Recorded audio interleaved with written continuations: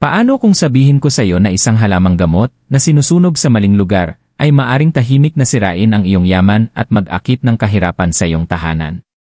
Parang hindi ka panipaniwala, di ba? Pero ito ang isang katotohanan na natuklasan ng marami sa mahirap na paraan. Maghintay ka, dahil sa mga susunod na minuto, matutuklasan mo ang nakakagulat na lihim ng isang halamang gamot na hindi mo dapat sunugin sa loob ng iyong bahay. Huwag palampasin ito. Ang mga halamang gamot ay ginagamit na sa loob ng mga siglo sa iba't ibang kultura, mula sa pagdadala ng kasaganaan hanggang sa pagpapalayas ng negatibong enerhiya. Pero paano kung isa sa mga halamang ito ay may kabaligtarang epekto? Paano kung ang pagsunog ng maling halamang gamot sa loob ng iyong bahay ay mag-akit ng pinakamatinding takot mo, ang kahirapan? Parang mahirap paniwalaan, di ba? Ngunit, ang sinaunang karunungang ito ay ipinasan sa mga henerasyon, at marami ang nagbayad ng halaga dahil sa pagpapabayad dito. Sa video na ito, ibubunyag namin ang katotohanan tungkol sa isang partikular na halamang gamot na kapag sinunog sa loob ng iyong tahanan, ay maaaring baguhin ang iyong enerhiya sa pinansyal sa pinakamasamang paraan. Tara, alamin natin kung bakit hindi mo dapat sunugin ang halamang gamot na ito, at kung ano ang maaari mong gawin upang protektahan ang iyong yaman. Ang kasaysayan ng halamang gamot. Matagal nang itinuturing ang mga halamang gamot bilang makapangyarihang kagamitan na malalim na nakaugnay sa kasaysayan ng sangkatauhan. Mula sa iba't ibang panig ng mundo, ginamit ang mga halamang ito hindi lamang dahil sa kanilang mga medikal na gamit, kundi pati na rin sa kanilang espiritual at enerhetikong epekto. Bawat halamang gamot, sa katunayan, ay may sarili nitong natatanging dalas, isang enerhiyang panginginig na maaaring magpagaling o makasama, depende sa kung paano ito ginagamit. Ang halamang gamot na ating tatalakayin ngayon ay may mahabang kasaysayan na nakaugat sa parehong medikal at mistikal na tradisyon. Sa katunayan, ang mga dahon at amoy nito ay pinapahalagahan sa maraming ritual sa buong mundo. Madalas itong sinusunog upang linisin ang mga espasyo, itaboy ang mga negatibong enerhiya, at magbigay ng proteksyon sa mga naghahanap ng kaligtasan at tagumpay. Ngunit, sa ilalim ng mga kilalang gamit na ito, mayroon itong madilim na bahagi, isang bahagi na bihirang pinag-uusapan sa mga mainstream na espiritual na bilog. Ang halamang gamot na ito, na karaniwang tinatawag sa ilang tradisyon bilang halamang panlinis, ay may napakabigat na enerhiya kapag sinunog. Gayunpaman, hindi tulad ng mga halamang gamot na umaakit ng kasaganaan, tulad ng basil o rosemary, ang halamang ito ay maaaring magkaroon ng kabaligtarang epekto. Sinasabing ang pagsunog nito ay maaaring magbuga ng mga negatibong vibrations, magdulot ng espiritual na di-balanse, at hadlangan ang daloy ng magandang kapalaran. Ano ang nagpapalakas sa halamang gamot na ito, at bakit hindi ito dapat sunugin sa loob ng bahay? Ang sagot ay nakatago sa sinaunang simbolismo nito. Sa iba't ibang kultura, ang halamang gamot na ito ay kaugnay ng parehong pagtatapos at mga bagong simula. May potensyal itong pumutol ng mga enerhiya na hindi na nakikinabang sa atin, ngunit kung gagamitin ng mali, lalo na sa maling kapaligiran, maaari itong pumutol ng mga maling koneksyon. Sa halip na itaboy ang mga negatibong puwersa, maaari itong mag-anyaya sa kanila. Higit pa sa isang halaman, ang halamang gamot na ito ay nagdadala ng isang enerhiya na mas makapangyarihan kaysa sa inaakala ng marami. Kapag pumuno ang amoy nito sa hangin, hindi lamang ang espasyo kung saan ito sinunog ang naapektuhan, kundi pati na rin ang mga tao na naroroon. Ang enerhiya ng halamang gamot ay maaaring baguhin ang kapaligiran ng labis na magdudulot ng pagkabahala, pagkabalisa, at pinakakakaibang kawalan ng katatagan sa pinansyal na aspeto. Sa mga sinaunang tradisyon, ang mga nais gumamit ng halamang gamot na ito sa kanilang mga tahanan ay kailangang sundin ang mahigpit na ritual upang matiyak na ang enerhiya ay mababalanse ng maayos. Ang tamang layunin, oras, at pagkakalagay ay mahalaga. Kung hindi, nagkaroon sila ng panganib na mag-akit ng kahirapan sa kanilang buhay sa halip na alisin ito. Ano nga ba ang katotohanan? Habang maaaring magamit ang pagsunog ng halamang ito sa ilang mga sitwasyon, kung ito ay gagawin ng walang tamang kaalaman o paghahanda, ang mga enerhiya nito ay maaaring magdulot ng panganib sa iyong pinansyal na kasaganaan at kapayapaan ng isip. Marami ang hindi sinasadyang nagsunog nito sa loob ng kanilang mga tahanan at nakaranas ng malalaking pagbaba sa kanilang kayamanan, relasyon, at pangkalahatang kalagayan. Paano nga ba natin maiiwasan ang ganitong bitad? Iyan ang tatalakayin natin sa susunod, kaya manatili ka lang. Mas marami kang maintindihan, mas handa ka ng protektahan ang iyong sarili mula sa mga nakatagong panganib ng halamang ito. Ang espiritual na kahulugan ng pagsunog ng mga halamang gamot. Sa mga espiritual na practice, ang pagsunog ng mga halamang gamot ay hindi lang tungkol sa pagpapalabas ng amoy sa hangin, ito ay tungkol sa pagbabago ng enerhiya sa paligid mo. Ang mga halamang gamot ay may natatanging dalas ng panginginig, na kapag na-activate ng apoy, ay maaaring maglinis at mag-reset ng enerhetikong atmosfera sa isang kwarto, bahay, o kahit sa espiritu ng isang tao. Maraming espiritual na tradisyon ang naniniwala na ang pagsunog ng mga partikular na halamang gamot ay maaaring mag-anyaya ng proteksyon, pagpapagaling, at kasaganaan, habang ang iba naman ay nagbabala na kapag ito ay ginamit ng mali, maaari itong magdulot ng mas malaking pinsala kaysa sa kabutihan. Kapag ang mga halamang gamot ay sinunog, hindi lang ang halaman mismo ang usapin, ito ay tungkol sa enerhiyang inaanyayahan mo sa iyong espasyo. Ang mga layunin, paniniwala, at ang kapaligiran ay may malaking papel sa magiging kinalabasan ng ritual.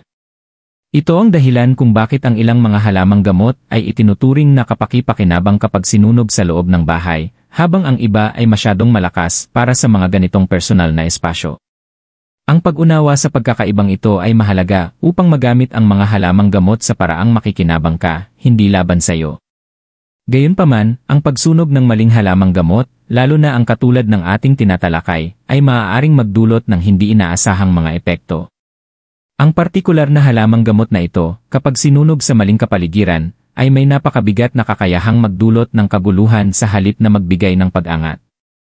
Ang matalim at malakas nitong enerhiya ay maaaring magdulot ng dibalanse, naglalabas ng mga negatibong vibrations sa buong bahay. Sa loob ng mga siglo, binabalaan ng mga espiritual na tagapagsanay na ang halamang gamot na ito ay may doble na kapangyarihan, maaari nitong protektahan ka o sirain ka.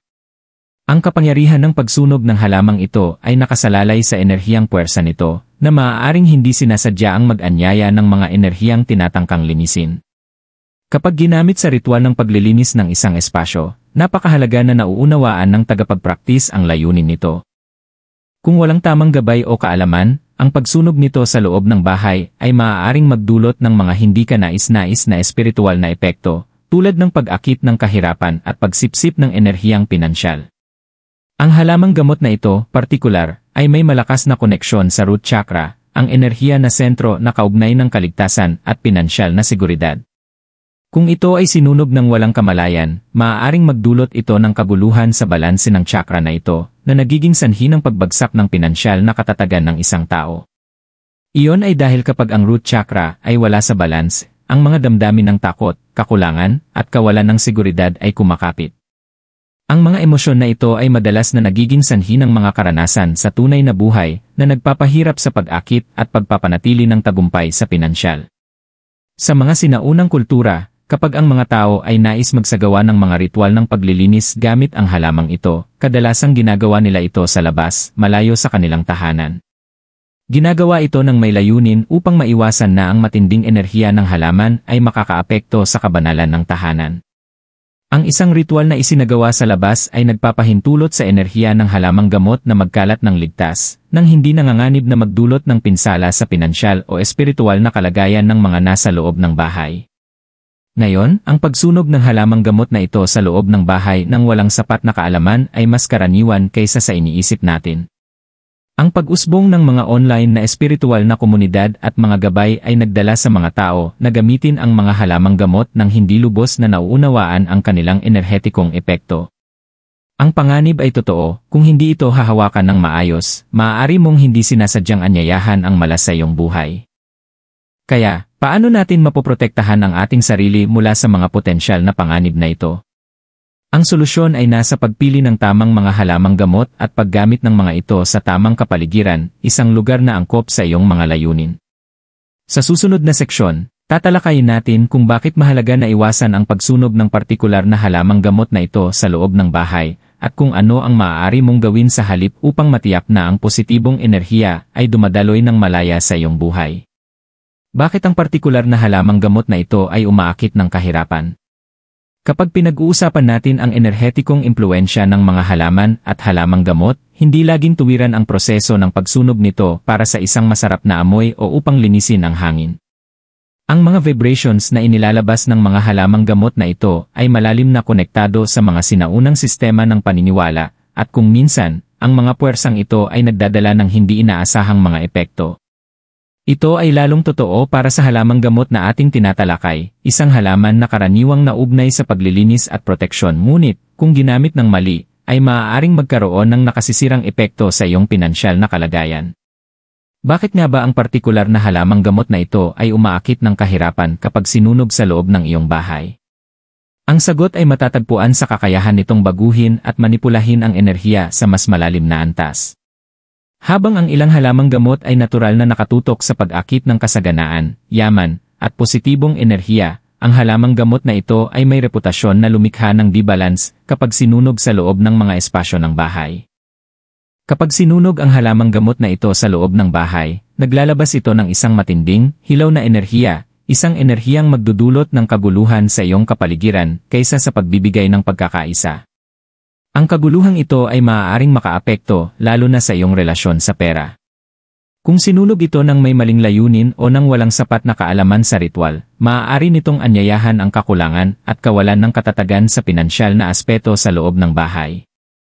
Nangyayari ito dahil ang halamang gamot na ito ay konektado sa mga enerhiyang nagbablock sa daloy ng yaman at kasaganaan.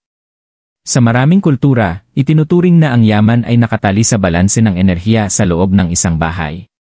Ang daloy ng kasaganaan ay malapit na naugnay sa kalagayan ng enerhiya ng tahanan. Ang pagsunog ng halamang ito sa loob ng bahay, lalo na sa isang kapaligiran na ikaw ay nahihirapan sa pinansyal na insecurity, ay maaaring mag-block ng positibong daloy ng enerhiya, na nag-iwan sa iyo ng pakiramdam ng pagka-stuck o hindi kayang mag-manifest ng kasaganaan. Dagdag pa rito, ang halamang gamot na ito ay konektado sa elemento ng lupa sa maraming espiritual na tradisyon, at kapag sinunog sa loob ng bahay, nagdadala ito ng enerhiyang sobrang bigat para sa masikip na espasyo ng isang tahanan. Ang matinding kalikasan ng enerhiyang ito ay may epekto ng pag-akit ng mga negatibong vibrations na maaaring magdulot ng pinansyal na kamalasan. Kapag ang balanse ng enerhiya sa iyong espasyo ay naapektuhan, ang mga pagkakataon para sa tagumpay at kasaganaan ay unti-unting mawawala. Ang natatanging kakayahan ng halamang gamot na ito na umaakit ng kahirapan ay konektado rin sa sinaunang ugnayan nito sa pagtatapos. Ito ay isang halaman na madalas gamitin sa mga ritual ng pagputol ng mga ugnayan at pagpapalayas ng mga negatibong impluensya. Ngunit kapag ang mga pagtatapos na ito ay pinilit ng maaga sa iyong buhay, lalo na sa aspeto ng iyong pinansyal na katatagan, ang mga kahihinatnan ay nakasisira. Ang halamang gamot na ito ay maaaring magputol ng daloy ng yaman ng maaga, na nag-iwan sa iyo sa isang kalagayan ng pinansyal na kalituhan, hindi alam kung paano magpatuloy o paano muling anyayahan ang kasaganaan sa iyong buhay. Ito ang dahilan kung bakit binigyan ng malaking halaga ang tamang paggamit ng halamang gamot na ito sa mga sinaunang espiritual na practice. Kapag sinunog ito sa loob ng bahay, hindi ito tungkol sa paggamit nito upang linisin, ito ay tungkol sa pag-unawa sa mas malawak na espiritual na epekto na mayroon ito sa lahat ng aspeto ng iyong buhay, lalo na sa iyong pera. Mahalaga ring tandaan na ang pinansyal na kasaganaan ay madalas na konektado sa enerhiya ng isang tao, at ang kalagayan ng enerhiya sa iyong bahay ay maaaring direktang makaapekto sa iyong pinansyal na kinalabasan. Sa pagsunog ng halamang gamot na ito ng walang tamang kaalaman, hindi mo namamalayan na iniimbitahan mo ang mga puwersang magdudulot ng mga abala sa enerhiya na nagdadala ng yaman. At ang mga abalang ito sa enerhiya ay maaaring mag-manifest sa iyong buhay bilang biglaang mga pinansyal na setback, pagkawalan ng kita, o kawalan ng kakayahang mag-manifest ng pera, kahit anong pagsusumikap mo. Sa susunod na seksyon, tatalakayin natin kung ano ang dapat mong gawin bilang kapalit, kung paano mo mapoprotektahan ang iyong tahanan at ang iyong pinansyal na kalagayan, at anong mga ritual o halamang gamot ang maaari mong gamitin upang lumikha ng tamang daloy ng enerhiya para sa yaman. Mga tunay na halimbawa o case studies. Minsan, ang pinakamabisang paraan upang maunawaan ang tunay na kapangyarihan ng isang enerhiya ay makita ang mga epekto nito ng personal. Sa kaso ng partikular na halamang gamot na ito, ang mga kwento mula sa mga taong naranasan ang mga pinansyal na epekto nito ay nagsisilbing malinaw na paalala kung gaano kahalaga ang paggamit ng mga espiritual na praktis ng may layunin at kaalaman. Tignan natin ang ilang mga tunay na halimbawa kung saan ang halamang gamot na ito, nang sinunog sa loob ng bahay, ay nagdulot ng pinansyal na paghihirap. Kwento ni Maria, isang biglaang pagbagsak ng pinansyal. Si Maria, isang babae sa huling bahagi ng kanyang 30 na mula sa Maynila, ay laging naniniwala sa kapangyarihan ng mga halamang gamot. Nagpapraktis siya ng mga espiritual na ritual sa loob ng maraming taon, gamit ang iba't ibang halamang gamot upang linisin ang kanyang espasyo at mag-anyaya ng positibong enerhiya. Isang gabi, pagkatapos mabasa ang tungkol sa mga benepisyo ng pagsunog ng halamang ito para sa paglilinis, nagdesisyon siyang gamitin ito upang linisin ang enerhiya ng kanyang bahay. Sa una, parang maayos naman ang lahat. Puno ng amoy ng malinis at earthy na halimuyak ang hangin na naugnay niya sa positibong pagbabago. Ngunit sa loob ng ilang araw, nagsimulang magbago ang mga bagay. Ang kanyang negosyo, na dati namamayani, ay nagsimulang magkaroon ng mga hindi maipaliwanag na pagkalugi. Ang mga kliyente ay nagsimulang magkansela ng mga appointment, at ang mga bagong oportunidad ay tila nawala. Habang patuloy niyang sinisikap na ayusin ang kanyang pinansyal na kalagayan, lalo lang itong lumala. Nang kumonsulta siya sa isang espiritual na tagapayo, nalaman ni Maria na ang halamang gamot na kanyang sinunog ay nakagambala sa daloy ng enerhiya sa kanyang bahay, partikular sa mga aspeto ng pinansyal. In-block nito ang natural na daloy ng kasaganaan at yaman, kaya siya ay na-stuck sa isang siklo ng pinansyal na paghihirap. Karansan ni John, pagtunguhing malubhang utang. Si John, isang negosyante sa kanyang kalagitnaan ng edad mula sa Quezon City, ay laging maingat sa kanyang paggastos. Masigasig siyang magbayad ng utang at mag-manage ng kanyang finances. Ngunit matapos dumaan sa isang espiritual na workshop, kung saan siya pinayuhan na gumamit ng halamang ito upang putulin ang negatibong enerhiya sa kanyang buhay, nagdesisyon siyang subukan ito. Sinunog ni John ang halamang gamot sa loob ng kanyang bahay, sumusunod sa mga tagubilin mula sa workshop. Ang sumunod ay hindi kapayapaan o kasaganaan, kundi isang serye ng mga kaganapan na nag-iwan sa kanya ng malalaking utang. Ang kanyang mga pamumuhunan ay nagsimulang mag-fail, at ang perang kanyang pinaghirapan ay mabilis na naubos. Sinubukan niya ang lahat, mga financial advisors, pagbabawas ng gastusin, at kahit iba't ibang ritual upang maibalik ang balance, ngunit wala nang nangyaring mabuti. Sa huli, napagtanto ni John na ang enerhiya ng halamang gamot ay nakialam sa daloy ng kanyang pinansyal na kalagayan na nagdulot sa kanya ng malas at lumalaking utang.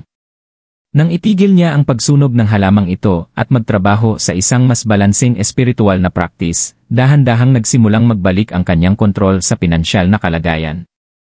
Paggising ni Liza, ang kahalagahan ng layunin. Si Liza, isang espiritual na tagapagsanay mula sa Davao, ay ibinahagi ang kanyang kwento ng paggising. Sa simula ng kanyang karera, siya ay sabik gamitin ang mga halamang gamot at ritual upang mapabuti ang bawat aspeto ng kanyang buhay, kabilang na ang kanyang pinansyal. Narinig niya ang tungkol sa kapangyarihan ng halamang ito at inisip niyang makakatulong ito upang linisin ang anumang natitirang negatibong aspeto sa kanyang karera.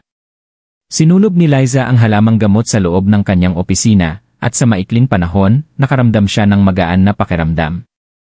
Ngunit matapos ang ilang linggo, ang kanyang trabaho ay nagsimulang magmukhang hindi kasiya siya. Sa kabila ng pagsusumikap, siya ay hindi pinili para sa promosyon, at ang mga bagong oportunidad ay tila nawawala. Matapos ang ilang pagmumuni-muni, napagtanto ni Liza na bagamat ginamit niya ang halamang gamot na may mabuting layunin, ang kakulangan ng kaalaman tungkol sa mas malalim na espiritual na kahulugan nito ay nagdulot ng mga hindi inaasahang epekto. Ang pagsunog niya ng halamang gamot ay nakagambala sa daloy ng enerhiya, na nagdulot ng pagkastagnate ng kanyang karera at pagkawala ng mga propesyonal na pagkakataon.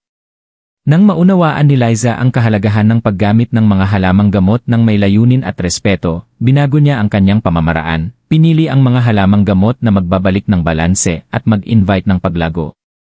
Sa loob ng ilang buwan, nakakita siya ng pag-usbong ng mga oportunidad sa kanyang karera at mas positibong enerhiya sa kanyang pinansyal.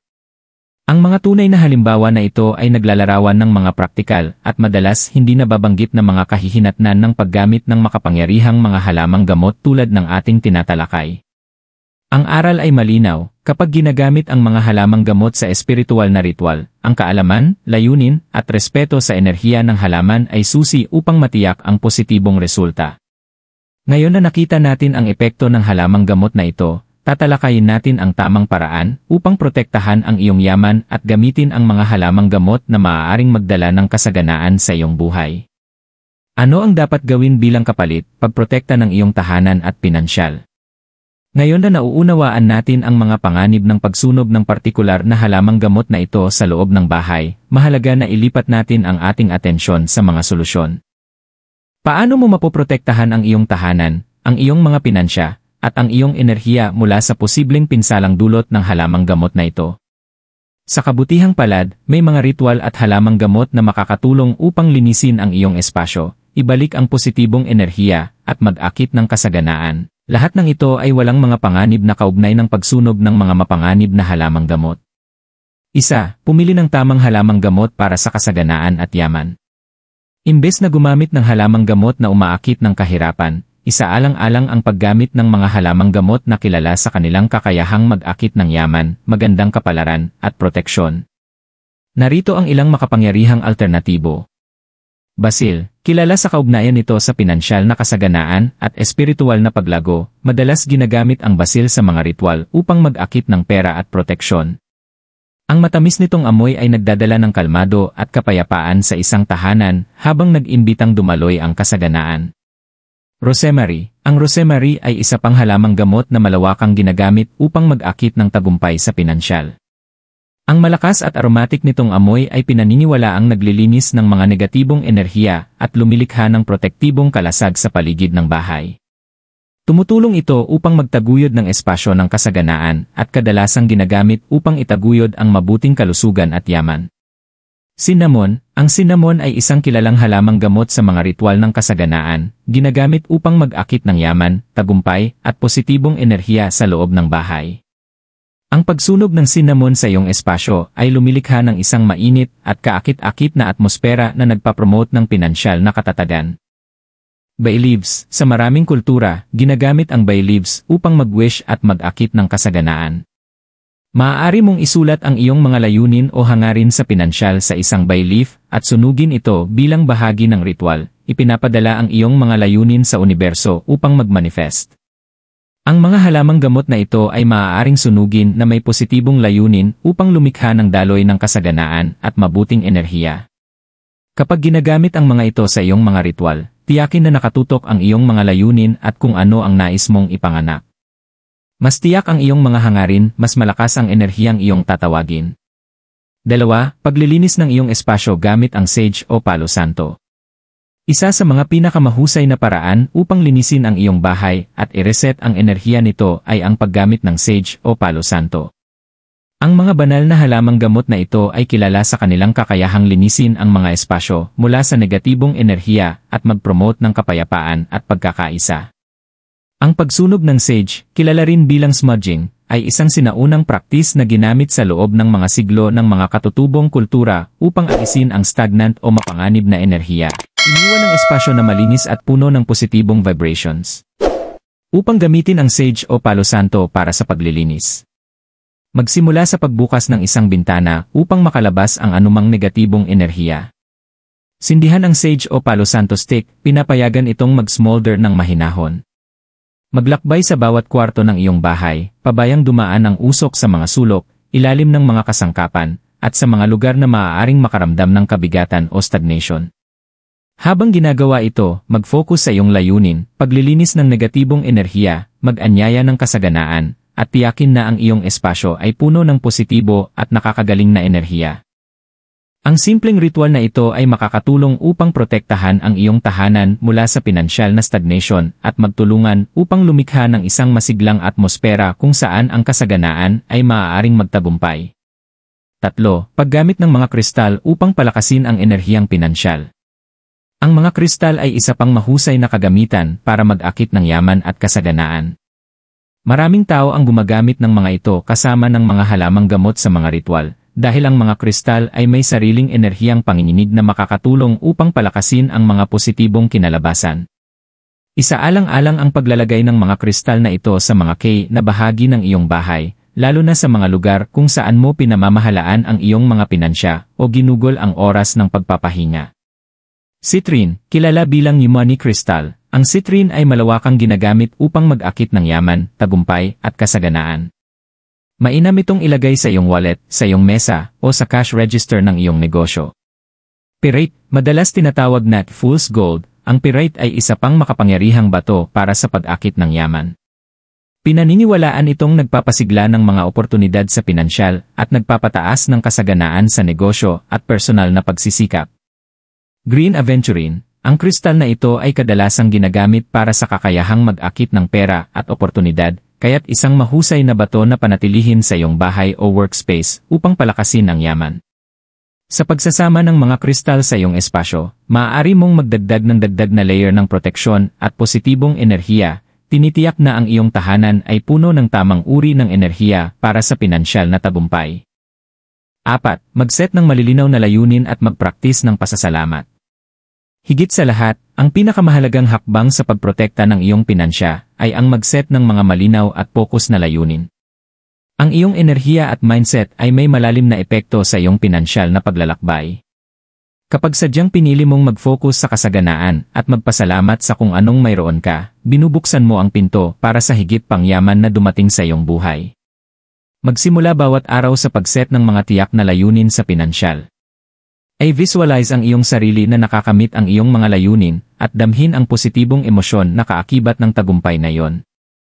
Magpasalamat sa perang mayroon ka ngayon kahit gaano ito kaliit.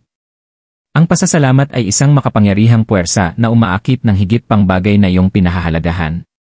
Pagprotekta ng iyong yaman at enerhiya. Sa konklusyon, ang enerhiyang inaanyayahan natin sa ating mga tahanan ay may malalim na epekto sa bawat aspeto ng ating buhay, lalo na sa ating pinansyal na kalagayan. Bagamat ang mga halamang gamot ay matagal nang ginagamit dahil sa kanilang kakayahang maglinis at magprotektang enerhiya, mahalaga na maunawaan na hindi lahat ng halamang gamot ay kapaki-pakinabang kapag sinunog sa loob ng bahay. Ang ilan, tulad ng ating tinalakay, ay nagdadala ng mga enerhiya na maaaring magdulot ng kaguluhan sa daloy ng kasaganaan at mag-anyaya ng malas, kabilang ang pinansyal na paghihirap. Ang pinakamahalagang aral dito ay ang kahalagahan ng layunin at kaalaman kapag nagtatrabaho gamit ang mga halamang gamot at iba pang espiritual na kagamitan. Hindi lang ito tungkol sa ritual, ito ay tungkol sa pag-unawa sa mas malalim na mga enerhiyang namamayani at kung paano sila umaayon sa iyong mga layunin.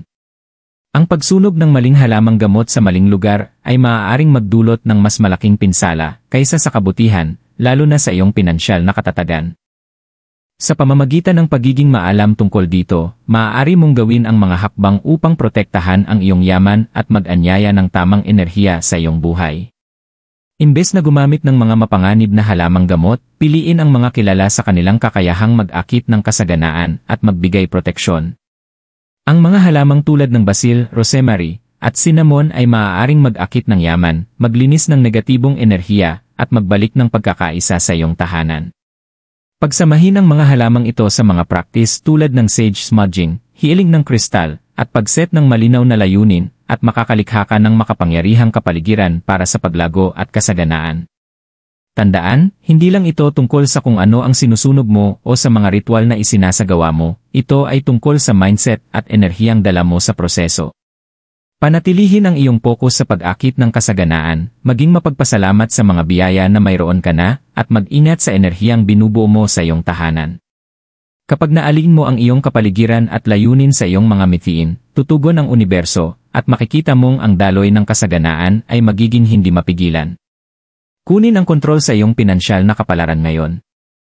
Maging maingat sa mga enerhiyang pinapayagan mong pumasok sa iyong espasyo, at tiyakin na sila ay nagtatrabaho para sa iyong kapakinabangan. Ang universo ay puno ng kasaganaan na naghihintay para sa iyo, ngayon ay panahon na upang tiyakin na nililikha mo ang tamang kondisyon para makapasok ito sa iyong buhay. Ngayon na alam mo na ang mga panganib ng pagsunog ng partikular na halamang gamot na ito, at kung paano protektahan ang iyong tahanan mula sa negatibong enerhiya, oras na para kumilos. Tandaan, ang enerhiya sa iyong espasyo ay direktang nakakaapekto sa daloy ng iyong yaman at pangkalahatang kalusugan.